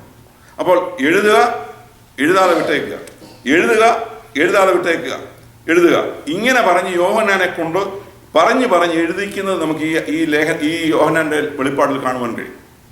ഇതാണ് രണ്ടാമത്തെ ചിന്ത. ഈ ചിന്താഗതി അനുസരിച്ച് എഴുതിയത് ഇവിടെ തന്നെയാണ്, പത്മോസിലാണ് എഴുതിയത്. ആദ്യത്തെ എഫേസോസിലാണ് എഴുതിയെന്നുള്ളതാണ് ഞാൻ ആദ്യം പറഞ്ഞത്. നാട് കടത്തിയതിനു ശേഷം മടക്കി വന്നു കഴിഞ്ഞപ്പോൾ ഞാൻ നിങ്ങളുടെ സഹോദരനായ യോഹന്നാനെന്ന് ഞാൻ ഇന്നടത്തായിരുന്നു എന്ന് പറഞ്ഞപ്പോൾ ഒരു സാക്ഷിയൊക്കെ പറഞ്ഞ 11-ാം വാക്യം നോക്കിയാല് അവിടെ പത്മോസ് ഇരുന്ന് എഴുതുന്നതാ പറയുന്നത്. 11-ാം വാക്യത്തിൽ നീ കാണുന്ന ഒരു പുസ്തകത്തിൽ എഴുതി അയക്കാനായിട്ട് അതെ. പക്ഷെ അത് ഈ രണ്ടാമത്തെ അതിനകത്ത് പറഞ്ഞിട്ടുണ്ട്, ഹൃദയത്തിൽ അത് ഈ ചിന്താഗതിക്കാർ പറയുന്നത് ഇങ്ങനെയാണ്. 1-ാമത്തെ ചിന്താഗതിയിൽ, അതായത് എഫേസോസിൽ വന്നപ്പോൾ എഴുതി എന്ന് പറയുന്നവർ യോഹന്നാനെ കാണിച്ചു കൊടുത്ത കാര്യങ്ങളെല്ലാം യോഹന്നാൻ എന്ത് ചെയ്തു? ഹൃദയത്തിൽ സംഗ്രഹിച്ചു, ഹൃദയത്തിന്റെ മാംസപ്പലകയിൽ എഴുതി. എന്നിട്ട് യോഹന്നാൻ അവിടുന്ന് എവിടെ വന്നു? എഫേസോസിൽ വന്നു കഴിഞ്ഞപ്പോൾ അതെല്ലാം രേഖയാക്കി. ഇത് വലിയ ദോഷമുള്ള കാര്യമൊന്നുമില്ല, ഈ ചിന്താഗതി വലിയ കുഴപ്പമൊന്നും ഇല്ലെന്ന് പറഞ്ഞാൽ പോലും എന്നെ സംബന്ധിച്ചിടത്തോളം എൻ്റെ സ്റ്റാൻഡ്, അല്ലെങ്കിൽ ഞാൻ ചിന്തിക്കുന്നതും യോഹന്നാൻ പത്മോസിൽ വെച്ച് തന്നെ എഴുതി എന്നുള്ളതാണ്. ഒരു ചോദ്യം ഇതാണ്, യോഹന്നാൻ പത്മോസിൽ എഴുതാനായിട്ട് തോൾച്ചൂടിലുണ്ടായിരുന്നു, പാപ്പറസ് സ്റ്റഡിയുടെ തണ്ടുണ്ടായിരുന്നു, എന്നത്തെ എഴുതി? നമ്മൾ ഓർക്കണം, യോഹന്നാൻ നമ്മൾ ഈ വെളിപ്പാട് പുസ്തകം പഠിക്കുന്ന ആ സമയത്ത് യോഹന്നാൻ ദൂതന്റെ കയ്യിൽ നിന്ന് ഒരു ചുരുള് യോഹന്നാൻ കൊടുത്തു. യോഹന്നാൻ അതെന്ത് ചെയ്തു? തിന്നു. തിന്നാൻ പറഞ്ഞു. അതെന്റെ വായിൽ കാഞ്ഞിരം പോലെ കയ്പായിരുന്നു. ഈ ദൂതന് എഴുതാനായിട്ടൊരു ചുരുളോട് കൊടുക്കാൻ പറ്റി? യോഹന്നാനെ നമ്മളിപ്പോ ഈ എല്ലാ കാര്യങ്ങളും ഇവിടെ രേഖപ്പെടുത്തണമല്ലോ. യോഹന്നാന് എഴുതുവാൻ സാമഗ്രികൾ ഇല്ലാത്തൊരു സ്ഥലത്ത്, അല്ലെങ്കിൽ എഴുതുവാൻ തോൽ ചുരുളോ ഒന്നുമില്ലാത്തൊരു സ്ഥലത്ത് എഴുതുക എന്ന് പറഞ്ഞാൽ എഴുതാനുള്ള മെറ്റീരിയലും കൊടുക്കാൻ ദൈവത്തിന് കഴിയില്ല. അത് മാത്രമല്ല, ഇത്രയും സങ്കീർണമായ വിഷയങ്ങൾ പത്മോസിൽ വെച്ച് കണ്ടച്ച് കുറെ നാൾ കഴിഞ്ഞ് വേറൊരു ദീർഘയാത്ര ചെയ്ത് തിരിച്ച് ഒരു ദേശത്ത് വന്ന് അവിടെ വരുമ്പോൾ അവിടുത്തെ ആളുകളുടെ സന്തോഷവും എല്ലാം കൂടെ എന്തൊരു ബഹളോ. ഇപ്പം നമ്മൾ തന്നെ അറിയാമല്ലോ, നമ്മൾ ഈ രാജ്യത്ത് നിന്ന് നമ്മുടെ സ്വന്തം സദസ്യതയ്ക്ക് ചെല്ലുമ്പോൾ നമുക്ക് ആരെങ്കിലും ഉണ്ടെങ്കിൽ അവിടുത്തെ സന്തോഷം, നമുക്ക് മാതാപിതാക്കളും നമ്മുടെ ഏറ്റവും ക്ലോസ് ആയിട്ടുള്ളവരുണ്ടെങ്കിൽ മാത്രമേ ഉള്ളൂ ഈ സന്തോഷം. അല്ലാതെ നാട്ടുകാർക്ക് എന്നാ സന്തോഷം വരാനൊന്നുമില്ല. നമ്മൾ നാട്ടിലോട്ട് ചെന്നാൽ, ഞാൻ പറഞ്ഞത് ദീർഘകാലങ്ങളായിട്ട് കാണുമ്പോൾ ഒരു സന്തോഷവും കുശലാന്വേഷണവും ഒക്കെ ഉണ്ട്. അപ്പോൾ യോഹന്നാനെ കുറച്ചാളായിട്ട് കാണുന്നില്ല. അവരുടെ അധ്യക്ഷനാണ് അദ്ദേഹം, അവരുടെ ബിഷപ്പായിരുന്നു. അപ്പോൾ അങ്ങോട്ട് ചെന്ന് കഴിഞ്ഞാൽ അവിടെ എഴുതാൻ പറ്റുന്ന സമയമൊന്നുമല്ല. കാര്യം ആളുകൾ ഇങ്ങനെ നോക്കിയിരിക്കും അദ്ദേഹത്തിൻ്റെ പ്രസംഗം കേൾക്കാനോ ആലോചന ചോദിക്കാൻ. അപ്പോൾ അവിടെ ചെന്നതിന് ശേഷം ഇതെല്ലാം കൂടെ എഴുതി രേഖയാക്കാനൊക്കെ പോകുന്നു എന്ന് പറഞ്ഞതിനേക്കാൾ കുറച്ചുകൂടെ ചിന്തിക്കാനും ലോജിക്ക് കാണിച്ചു കൊടുത്ത സമയത്ത് തന്നെ എഴുതി. കാര്യം അത്ര സങ്കീർണമായ വിഷയങ്ങൾ ഇതിനകത്ത് പറഞ്ഞേക്കുന്നത്. രത്നങ്ങളുടെയൊക്കെ പേര്, എല്ലാത്തിൻ്റെയും പേരുകളും, അതുപോലെ തന്നെ കാണുന്ന കാര്യങ്ങൾ, ഈ നക്ഷത്രങ്ങള്, ക്രോധകലശങ്ങള്, ഈ സംഖ്യകൾ, ഈ വക ഒരുപാട് വിഷയങ്ങൾ ഈ വെളിപ്പാട് പുസ്തകത്തിൽ കാണിച്ചു കൊടുക്കുന്നു. ഇതെല്ലാം കൂടെ ഹൃദയത്തിൽ സംഗ്രഹിച്ചേച്ച് പോയിരുന്ന് എഴുതത്തക്കവണ്ണമുള്ള അങ്ങനത്തെ നിലയല്ല ഈ വിഷയങ്ങൾ കിടക്കുന്നത്. അതുകൊണ്ട് രണ്ടഭിപ്രായമുണ്ട്. നിങ്ങൾക്കിതിൽ ഇഷ്ടമുള്ളത് എടുക്കാം. ഇനി വേറെ ഏതെങ്കിലും അഭിപ്രായം ആരെങ്കിലും പറഞ്ഞാലും ഇത് വലിയ വിഷയമാക്കേണ്ട. കാരണം യോഹന്നാൻ എഴുതി എനിവേ, അത് ആ നിലയിൽ കണ്ടാച്ചാൽ മാത്രം മതി. ഇനി നമ്മൾ പറഞ്ഞു വന്നിരുന്ന അടുത്തത് റോമൻ ഭരണകൂടത്തിലെ അടുത്ത ഭരണാധികാരി എന്ന് പറയുന്നത് ട്രാജൻ എന്ന് പറയുന്ന ഭരണാധികാരിയാണ്. ഇതിനിടയ്ക്ക് ഈ ഡൊമീഷ്യന്റെ കാലത്ത് നടന്ന വേറൊരു സംഭവം കൂടെ ഞാൻ പറയാം. ഡൊമീഷ്യൻ ഭരണ കാലത്താണ് നമുക്കറിയാം ഈ പൗലൂസിന്റെ വിശ്വാസത്തിൽ നിജപുത്രൻ എന്ന് വിശേഷിപ്പിക്കുന്ന ആളാണ് ആര്? തിമോത്തിയോസ്. തിമോത്തിയോസ് കൊല്ലപ്പെടുന്നത് ഈ ഡൊമീഷ്യൻ ചക്രവർത്തിയുടെ കാലത്താണ്. കാരണം കാറ്റഗോജിൻ എന്ന് പറയുന്ന ഒരു ആഘോഷം ഇവരുടെ ഇടയിലുണ്ട്. റോമൻകാരുടെ ഒരു ആഘോഷമാണ് കാറ്റഗോജിൻ എന്ന് പറയുന്ന ആഘോഷം. വിഗ്രഹാരാധനയോട് ബന്ധപ്പെട്ട കാര്യമാണ്. അപ്പോൾ ഈ കാറ്റഗോജിൻ എന്ന് പറയുന്ന ഈ ആഘോഷത്തിന്റെ ഘോഷയാത്രയായിട്ട് ഇങ്ങനെ വരുമ്പോൾ ഇദ്ദേഹം ഇതിനെതിരെ നിന്നുകൊണ്ട് വിഗ്രഹാരാധനയ്ക്കെതിരായി പ്രസംഗിച്ചു. തിമോത്തിയോസ് വിഗ്രഹാരാധനയ്ക്കെതിരായി പ്രസംഗിച്ചപ്പോൾ ആ സ്പോട്ടിൽ തന്നെ ഗത കൊണ്ട് തല്ലുകയും ആളുകൾ പുരുഷാരം ഗത കൊണ്ട് അടിക്കുകയായിരുന്നു തിമോത്തിയോസിനെ. 2 ദിവസം അബോധാവസ്ഥയിൽ കിടന്നതിന് ശേഷം തിമോത്തിയോസ് ദൈവസന്നിധിയിലേക്ക് മാറ്റപ്പെട്ടു എന്നാണ് സഭാചരിത്രം തിമോത്തിയോസിനെ കുറിച്ച് പറയുന്നത്. അടുത്തത് ഈ ഭരണാധികാരികളിൽ ക്രൂരനായി പിന്നീട് വന്ന ഭരണാധികാരി ട്രാജൻ എന്ന് പറയുന്ന ഭരണാധികാരിയാണ്. ട്രാജൻ. ഇദ്ദേഹത്തിന്റെ ഭരണം AD 108 മുതൽ 117 വരെയാണ്. ഇദ്ദേഹത്തിൻ്റെയൊക്കെ ചരിത്രത്തിൽ നിരവധി ക്രൂരകൃത്യങ്ങളുണ്ട്. എന്നാൽ ഈ ഹൈലൈറ്റ് ചെയ്ത് ചില സംഭവങ്ങൾ മാത്രമേ ഞാൻ പറയുന്നുള്ളൂ. കാര്യം റോമൻ ഭരണകൂടം എന്തായിരുന്നു എന്നുള്ളത് നമുക്ക് ഈ സഭകളോടുള്ള ബന്ധത്തിൽ വിഷയങ്ങൾ പഠിക്കുമ്പോൾ ഇതൊരു ബാക്ക്ഗ്രൗണ്ടായിട്ട് നിൽക്കാൻ വേണ്ടിയാണ്. അപ്പോൾ അടുത്ത ഈ ട്രാജൻ എന്ന് പറയുന്ന അദ്ദേഹത്തിന്റെ കാലത്ത് അദ്ദേഹം ചെയ്ത ക്രൂരത എന്ന് പറയുന്നതിൽ ഒന്ന് സിംഫറോസ എന്ന് പറയുന്ന ഒരു വിധവ. സിംഫറോസ എന്ന സ്ത്രീയുടെ പേരാണ്, വിധവയായ സ്ത്രീ. അവർക്ക് 7 മക്കളുണ്ട്. ഈ സിംഫറോസ എന്ന് പറയുന്ന വിധവയെ അവരുടെ മുടിയിൽ കെട്ടി തൂക്കിയിട്ടു. ഈ സ്ത്രീയെ മുടിയിൽ കെട്ടി തൂക്കിയിട്ടു ദീർഘദിവസങ്ങൾ. അങ്ങനെ ദീർഘദിവസങ്ങൾ ഈ സ്ത്രീയെ മുടിയിൽ കെട്ടി തൂക്കിയിട്ടതിന് ശേഷമായിട്ട് കഴുത്തിൽ കല്ല് കെട്ടി വെള്ളത്തിൽ താഴ്ത്തി. ഇവരുടെ 7 മക്കൾ, ഈ 7 മക്കളെ അവരെ പരസ്പരം കൂട്ടിക്കെട്ടി, 7 സഹോദരങ്ങളെ പരസ്പരം കൂട്ടിക്കെട്ടി ഒരു കയറിൽ തന്നെ ഇതിനെ എന്നിട്ട് ബന്ധിച്ചു. എന്നിട്ടൊരു കപ്പിയിൽ വെള്ളത്തിലേക്ക് മുക്കുകയും പൊക്കുകയും ചെയ്ത് ഇങ്ങനെ കപ്പിയിലിട്ട് വരെ ഇങ്ങനെ ഊഞ്ഞാലടിക്കുന്ന പോലെ ഇതുങ്ങളെ തൂക്കിയിട്ടു. എന്നിട്ട് അതുങ്ങളെ അവസാനമായി വെള്ളത്തിൽ മുക്കിക്കൊണ്ടു. ഒരൊറ്റ സ്ത്രീക്ക് സംഭവിച്ചതായ കഥയാണ് സിംഫറോസ എന്ന് പറയുന്ന ആ സ്ത്രീക്കും കുഞ്ഞുങ്ങൾക്കും സംഭവിച്ച ദുരന്തം. അതിനുശേഷമായിട്ട് ഇദ്ദേഹത്തിന് ശേഷം നിങ്ങൾ ഈ വേൾഡ് ഹിസ്റ്ററി അറിയാവുന്ന ഇതെല്ലാം വേൾഡ് ഹിസ്റ്ററിയിലുള്ളതാണ്. ഇതിന് ശേഷമായിട്ടുള്ള അടുത്ത ഭരണാധികാരിയാണ് അന്തോണിയസ് പയസ് എന്ന് പറയുന്ന ആൾ. അദ്ദേഹം ഒരു പയസായിരുന്നു കേട്ടോ, ശുദ്ധനായിരുന്നു. ഈ മനുഷ്യൻ ആരെ ഉപദ്രവിച്ചില്ല, ക്രിസ്ത്യാനികളൊന്നും ഉപദ്രവിക്കാതൊന്നും പോയില്ല. അങ്ങനെ അദ്ദേഹം ഭരണത്തിൽ ഇറങ്ങിപ്പോവുകയായിരുന്നു. പക്ഷെ അദ്ദേഹം ഒരു ഉപകാരം ചെയ്തു. അദ്ദേഹം ഭരണത്തിൽ വന്ന സമയത്ത് അദ്ദേഹം ഒരു വിളംബരം പുറപ്പെടുവിച്ചു. ക്രിസ്ത്യാനികൾക്കെതിരായിട്ട് തെളിവില്ലാത്ത ആരോപണങ്ങൾ ഉന്നയിക്കുന്നവരെ ശിക്ഷിക്കുന്നു. ക്രിസ്ത്യാനികൾക്കെതിരായി തെളിവില്ലാത്ത ആരോപണം ഉന്നയിക്കുന്നവരെ ശിക്ഷിക്കും. ഇത് പറഞ്ഞ ആൾ അന്തോണിയസ് പയസ് എന്ന് പറഞ്ഞ രാജാവാണ്. ഇനി അടുത്തത് മാർക്കസ് ഔറേലിയസ് എന്ന് പറയുന്ന ആളാണ്. ഈ പേരെല്ലാം നിങ്ങൾക്ക് പരിചിതമായ മാർക്കസ് ഔറേലിയസ്. വേൾഡ് ഹിസ്റ്ററിയിലെ ആളുകൾ ഇതല്ല. മാർക്കസ് ഔറേലിയസ് ആണ് അടുത്തായിട്ട് വരുന്നതും. ഇദ്ദേഹത്തിന്റെ ഭരണം ആരംഭിക്കുന്ന AD 163 ഇദ്ദേഹം വളരെ വിദ്യാഭ്യാസമുള്ളതായ മനുഷ്യനായിരുന്നു. വിദ്യാഭ്യാസം ഉള്ളപ്പോൾ സാധാരണ നിലയിൽ ഇവർ മുൻഗാമികൾ കാണിച്ചതുപോലത്തെ ക്രൂരത കാണിക്കരുതാത്തതാണ്. പക്ഷെ ഇദ്ദേഹവും ക്രൂരനായിരുന്നു. ഇദ്ദേഹത്തിന്റെ പരിപാടി എന്ന് പറയുന്നത് കാൽവെള്ള തല്ലി പൊളിച്ച് മുള്ളുകൾ അടിച്ചു കയറ്റി നഖം പറിച്ചെടുത്തു. അതിനുശേഷം ഞരമ്പുകൾ വലിച്ചെടുത്തു. അതിനുശേഷമായിട്ടോ ഇവരെ തീയിലേക്ക് എറിയുകയാണ്. ഇതെല്ലാം ക്രിസ്ത്യാനികളോട് ചെയ്ത കാര്യമല്ല, ക്രിമിനൽസിനോട് ചെയ്ത കാര്യങ്ങളല്ല, ക്രിസ്ത്യാനികളെ പീഡിപ്പിച്ചതായ കാര്യങ്ങളാണ് ഈ പറഞ്ഞത്. ആയിരുന്നു ഇതെല്ലാം ക്രിസ്ത്യാനികൾക്ക് സംഭവിച്ച കാര്യം. ഞാൻ ഈ പറഞ്ഞ ഇതെല്ലാം യഹൂദന്മാരുടെ കാര്യമല്ല. ഈ പറയപ്പെട്ട നീറോ മുതൽ ഞാനത് ആരംഭത്തിലെ പറയും, ഇതെല്ലാം ക്രൈസ്തവ സഭ നേരിട്ട പീഡകളാണ്. 1-ാം നൂറ്റാണ്ടിലെ ദൈവമക്കൾ വിശ്വാസത്തിന് വേണ്ടി എടുത്ത വിലയുടെ കാര്യം ഞാൻ പറയും. ഇത് നമ്മൾ അറിയണം. ഈ നൂറ്റാണ്ടിൽ ഈ കാണിക്കുന്ന പല പരിപാടികളുടെ നടുവിൽ ഇതറിയണം. ദൈവസഭ എന്ന് പറഞ്ഞാൽ എന്തായിരുന്നു, വിശ്വാസത്തിന് വേണ്ടി ആളുകൾ നിൽക്കുക എന്ന് പറഞ്ഞാൽ എന്തായിരുന്നു, എന്താണ് അവർ കൊടുത്തതെന്നുള്ളത് അതിനുവേണ്ടി ചില തെളിവുകൾക്ക് വേണ്ടി ഞാനിത് പറയുന്നു. അടുത്തതായിട്ട് ഈ സമയത്താണ് നിങ്ങൾക്ക് എല്ലാവർക്കും ചിലപ്പോൾ ഈ രക്തസാക്ഷി നിങ്ങൾ കേട്ടിട്ടുണ്ടോ, പോളികാർപ്പ് എന്ന് പറയുന്നതാണ്. പോളികാർപ്പ്, ഭക്തനായ പോളികാർപ്പ് അല്ലെങ്കിൽ വൃദ്ധനായ പോളികാർപ്പ്. സൺഡേ സ്കൂളിലും ചിലപ്പോൾ നിങ്ങൾ പഠിച്ചിട്ടുണ്ടോ. ഈ മാർക്കസ് ഔറേലിയസിന്റെ കാലത്താണ് 86 വയസ്സുള്ളതായ പോളികാർപ്പിനെ കൊല്ലുവാൻ കൊണ്ടു. 86 വയസ്സ്. ചക്രവർത്തിക്ക് ഇയാളോട് ദയ തോന്നി. കാര്യം ഇദ്ദേഹത്തെ നോക്കിയപ്പോൾ തന്റെ പിതാവിനേക്കാൾ മനുഷ്യന് പ്രായമാണ്. ഇദ്ദേഹത്തെ കൊല്ലുന്നതിന് എനിക്കൊരു ബുദ്ധിമുട്ട്. അതുകൊണ്ട് ഇദ്ദേഹത്തെ കൊല്ലുവാനായിട്ട് നിന്ന് ആളുകളെ കൊണ്ട് പറയിപ്പിച്ചു, ഒറ്റ കാര്യം ചെയ്താൽ മതി, യേശു ക്രിസ്തുവിനെ എന്ത് ചെയ്ത് വെച്ചാൽ മതി, നിഷേധിക്കുക, തള്ളിക്കളയുക, കൊല്ലാതെ വിട്ടേക്കാം എന്ന് പറയും. പക്ഷേ പോളികാർപ്പ് പറഞ്ഞൊരു വാചകം ഇതാണ്, എൻ്റെ ജീവിതത്തിൽ കണ്ടുമുട്ടിയ കർത്താവ് 85 വർഷങ്ങൾ എന്നെ നടത്തി, 85 വർഷവും എന്നെ നടത്തിയ കർത്താവ് 86-ാം വർഷത്തിൽ അവനെ ഞാൻ തള്ളിപ്പറയുന്നതിന് ഞാൻ പറയത്തില്ലെന്നു. പോളികാർപ്പിന്റെ കഥയും അവിടെ തിരികെയാണ്. ഇത് മാർക്കസ് ഔറേലിയസ് എന്ന് പറഞ്ഞ ആളിന്റെ കാലത്ത് നടന്നതാണ്. ഇതെല്ലാം ഞാൻ ജസ്റ്റ് ഹൈലൈറ്റ് ചെയ്ത് ചില കാര്യങ്ങൾ മാത്രമേ പറയുന്നുള്ളൂ. കഴിയാനുള്ള സമയം നമുക്കുള്ളൂ. ഈ വിഷയത്തിന് ഈ സഭകൾ എന്നുള്ള വിഷയം പഠിക്കുമ്പോൾ അതിനൊരു മുൻകുറി എന്നുള്ള നിലയിൽ ഞാനിത് പറയുന്നത് മാത്രമേ ഉള്ളൂ. അടുത്തത് സേവറസ് എന്ന് പറയുന്ന ഭരണാധികാരിയാണ് അടുത്തായിട്ട് വന്നത്. സേവറസിന്റെ ഭരണം AD 200 മുതൽ 211 വരെയായിരുന്നു സേവറസ്. ഇദ്ദേഹത്തിന്റെ വാസ്തവത്തിൽ അല്പം ക്രിസ്തീയ ദർശനം കിട്ടി. കാര്യം തന്റെ ജീവിതത്തിൽ മാരകമായ രോഗം പിടിച്ച് ഇദ്ദേഹം മരിക്കാറായി കിടക്കുകയാണ്.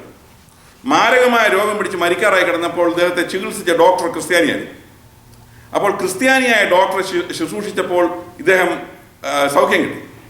അപ്പോൾ തനിക്ക് തന്നെ തോന്നി മരുന്ന് മാത്രമല്ല, ഇദ്ദേഹത്തിന്റെ എന്തോ ഒരു പ്രത്യേകത കൂടെ കൊണ്ടാണ് താൻ രക്ഷപ്പെട്ടതെന്ന്. അതുകൊണ്ട് സൗഖ്യമായതിനു ശേഷം അദ്ദേഹം നിശ്ചയിച്ചു ക്രിസ്ത്യാനികൾ എന്ത് ചെയ്യുന്നില്ല, ഉപദ്രവിക്കുന്നില്ല എന്ന് തീരുമാനിച്ചു. പക്ഷെങ്കിൽ ഭരണത്തിൽ കീഴ്ഘടകങ്ങളിലുള്ളതായ ആളുകൾ ക്രിസ്ത്യാനികൾക്കെതിരായിട്ടുള്ളതായ നിയമങ്ങളും കാര്യങ്ങളും ചക്രവർത്തിയെ ഉണർത്തിച്ചു.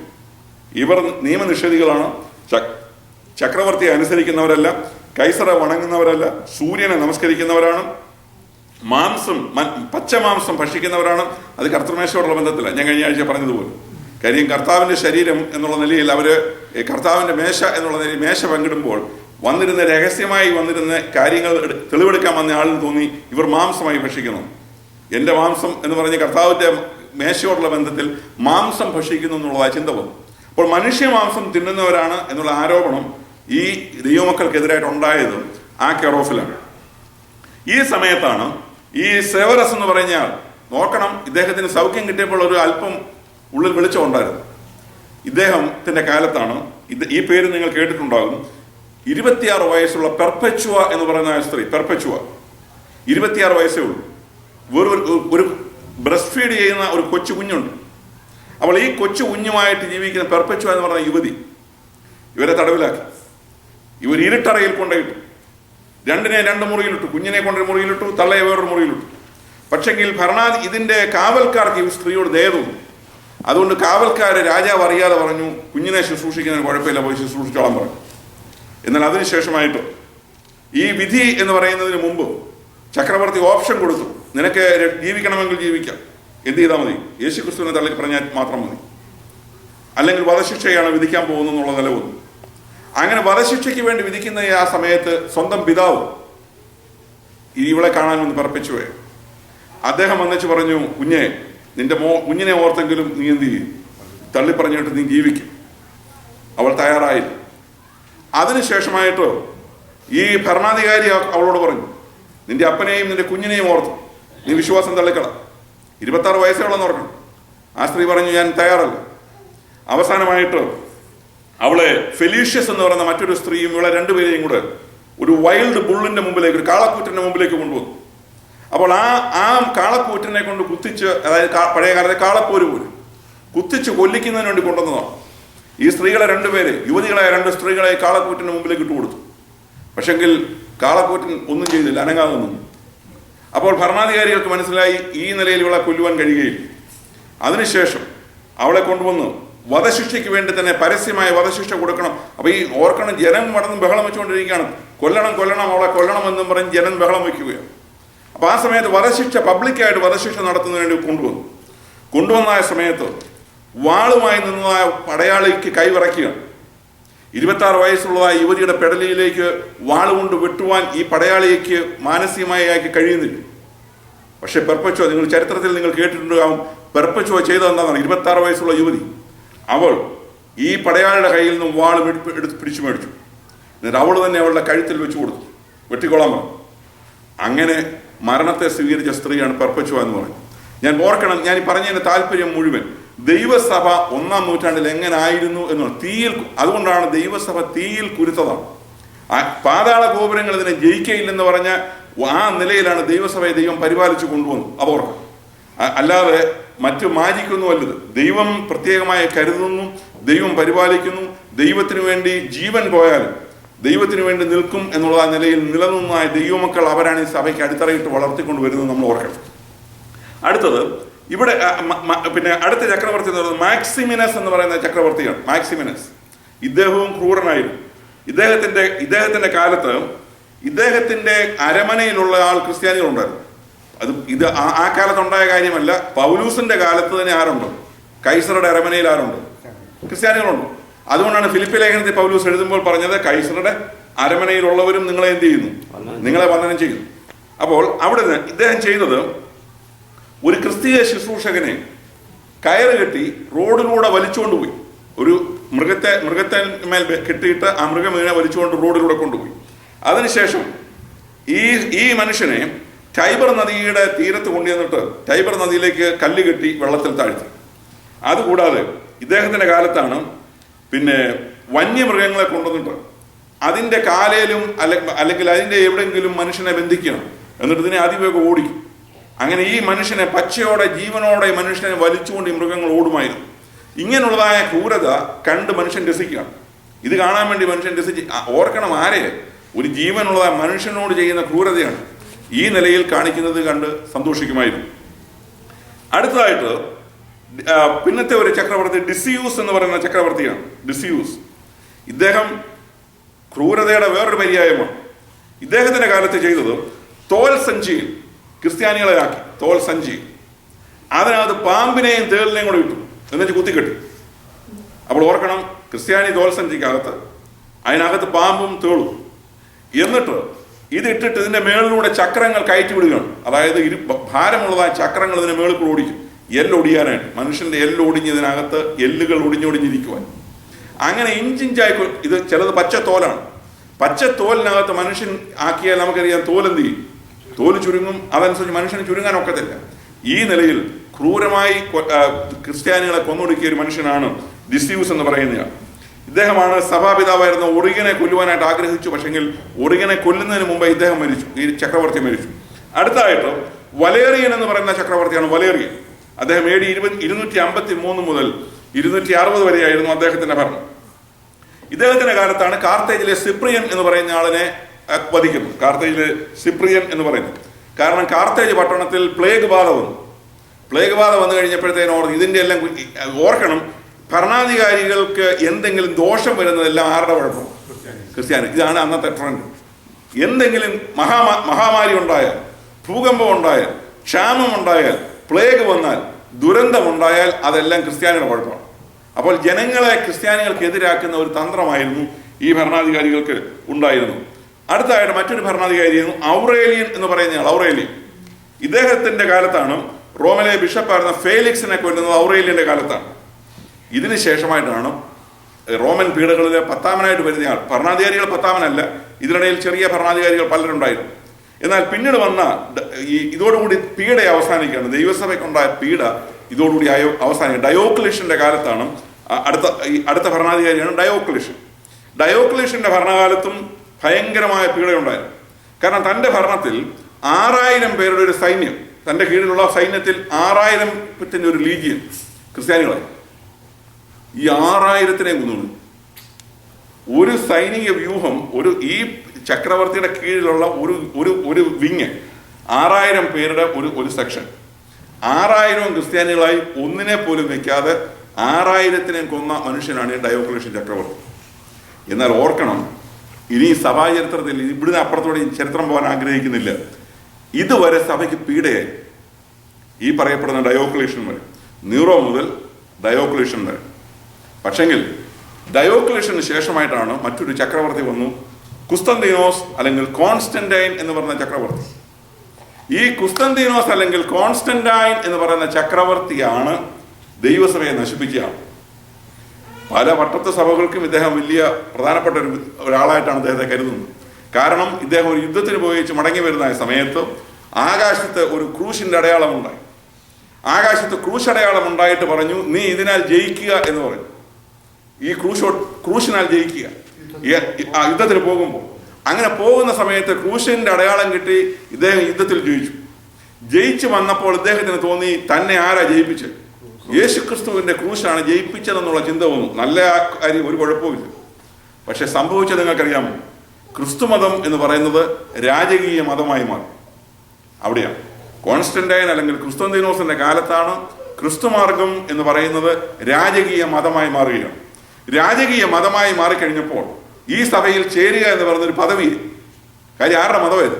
ഇത് രാജാവിന്റെ മതമാണ് എന്ന് പറഞ്ഞാൽ ഇത് വെറുതെ നമ്മളെ പണ്ട് ബന്ധുക്കോസിനെയും വേർപാടിനെയൊക്കെ ചിലരുടെ പേര് പറഞ്ഞു ഇന്നവരുടെ സഭയായതെന്ന് പറയുന്നത്. ഇന്ന് അങ്ങനെ പറയാറില്ല.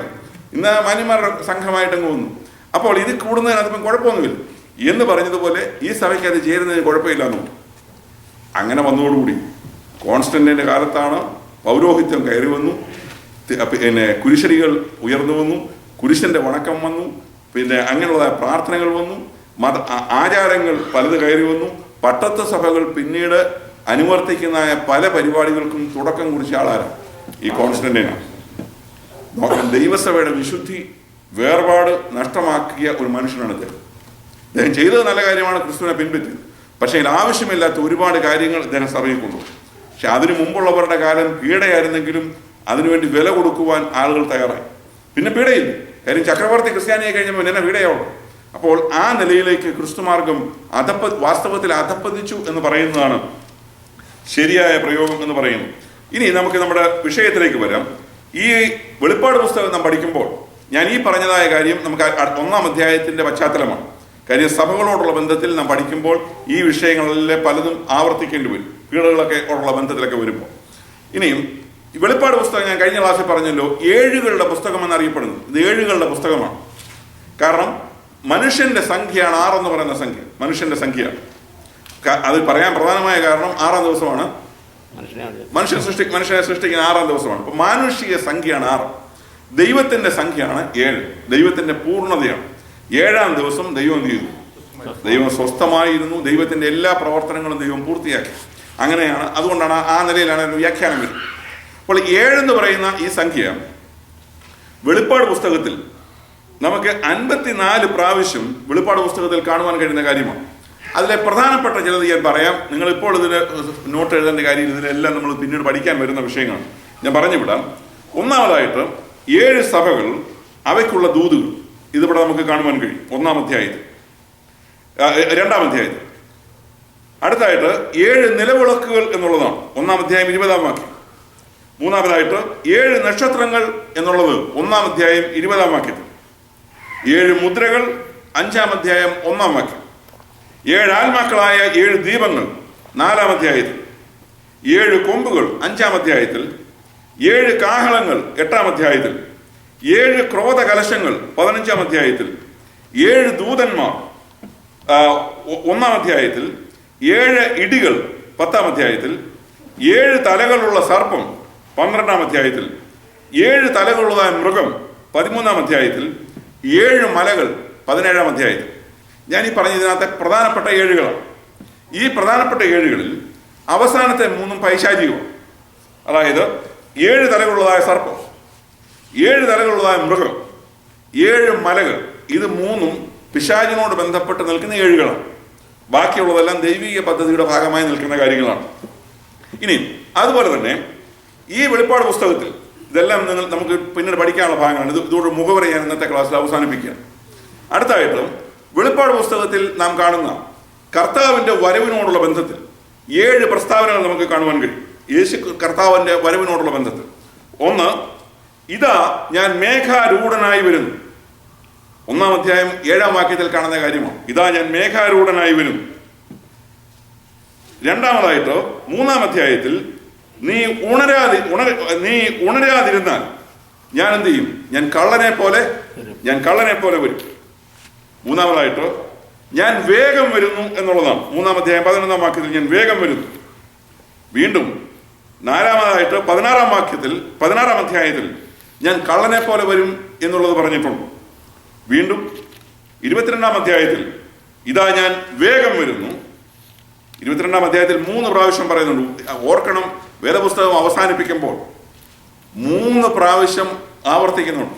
ഒന്നാമത് ഇതാ ഞാൻ വേഗം വരുന്നു, 22-ാം അധ്യായം 12-ാം വാക്യം. ഇതാ ഞാൻ വേഗത്തിൽ വരുന്നു, വേഗത്തിൽ വരുന്നു. അടുത്തത് 22-ാം അധ്യായം 7-ാം വാക്യം. അതെ, ഞാൻ വേഗത്തിൽ വരുന്നു, 22-ാം അധ്യായം 20-ാം വാക്യം. അപ്പോൾ ചുരുക്കത്തിൽ ഞാൻ കർത്താവിന്റെ വരവിനോടുള്ള ബന്ധത്തിൽ ഈ പറയപ്പെട്ട 7 കാര്യങ്ങളിൽ വളരെ വ്യക്തമായി നമുക്ക് മനസ്സിലാകുന്ന കാര്യം കർത്താവിന്റെ വരവ് എന്ത് സംഭവിക്കും. ആവർത്തിച്ച് ഉപയോഗിച്ചൊരു വാക്കുണ്ട്, വേഗത്തിൽ എന്നുള്ളതാണ്. ഞാൻ വേഗത്തിൽ വരും. മറ്റൊന്ന് ആവർത്തിച്ചതായ പദം, ഞാൻ കള്ളനെ പോലെ വരും. ഇത് രണ്ടും നമ്മൾ ഓർക്കണം. കർത്താവിന്റെ വരവ് കള്ളനെ പോലെ ആയിരിക്കും, അറിയിച്ചല്ല വരുന്നത്. ആരെങ്കിലും അവിടെ ഇവിടെ ഇരുന്ന് ഡേറ്റ് പറഞ്ഞാൽ വഞ്ചിതരാകരുത്, തെറ്റിപ്പോകരുത്. അതുപോലെ തന്നെ കർത്താവിന്റെ വരവ് വേഗത്തിൽ സംഭവിക്കും എന്നുള്ളതാണ്. ഇനിയും ഇതിനകത്ത് 7 ഭാഗ്യവാന്മാരെ കുറിച്ച് പറയുന്നുണ്ട്. പക്ഷെങ്കിൽ അതിലേക്ക് അതിന് സമയമെടുക്കുന്നില്ല. ദൈവമായ കർത്താവ് നമ്മെ സഹായിക്കുമാറാകട്ടെ. തുടർന്ന് അടുത്ത ആഴ്ചയിൽ നിശ്ചയമായും ഞാൻ ഇതോട് മുഖവുര അവസാനിപ്പിക്കുകയാണ്. ഇന്ന് ഞാൻ പ്രധാനമായും ഉദ്ദേശിച്ച് ചരിത്രത്തിൽ നിന്നാണ് ഞാൻ ഇന്ന് സംസാരിച്ചത്. പ്രധാനമായിട്ടും റോമൻ ഭരണകൂടം എന്ന് പറയുന്നത് ദാനിയേലിന്റെ ദർശനത്തിൽ കാണിച്ചു കൊടുത്തു. നമ്മളത് വെളിപ്പാടിലേക്ക് വരുമ്പോൾ ഈ ഭരണകൂടം എങ്ങനെയുള്ളതായിരുന്നു, റോമൻ ഭരണകൂടം ദൈവസഭയെ ഇവരെങ്ങനെ ഉപദ്രവിച്ചു, എന്തുമാത്രം ക്രൂരന്മാരായിരുന്നു എന്നുള്ളതിന്റെ കുറിച്ചൊരു ചെറിയ വിവരണം പറയാൻ വേണ്ടിയാണ് ഞാൻ ശ്രമിച്ചത്. ദൈവമായ കർത്താവ് നമ്മെ സഹായിക്കുമാറാകട്ടെ. പക്ഷെ ഒരു കാര്യം നാം ഓർക്കണം, ഏത് സാഹചര്യത്തിലൂടെ നാം കടന്നുപോയാലും ദൈവത്തിന്റെ കരം ദൈവത്തിന് വേണ്ടി നിൽക്കുന്നവരുടെ മേലുണ്ട് എന്നുള്ളത് ദൈവം നമ്മെ പഠിപ്പിക്കും. അതാണ് നാം ഓർത്തിരിക്കണം. ദൈവത്തിന് വേണ്ടി നാം നിന്നാൽ ദൈവം നമ്മോടുകൂടെ ഉണ്ട് എന്നുള്ളത് നമ്മളെ ബലപ്പെടുത്തുന്ന ഒരു വിഷയമായിട്ട് തന്നെ നിൽക്കുന്നു. ദൈവമായ കർത്താവ് നമ്മെ സഹായിക്കും.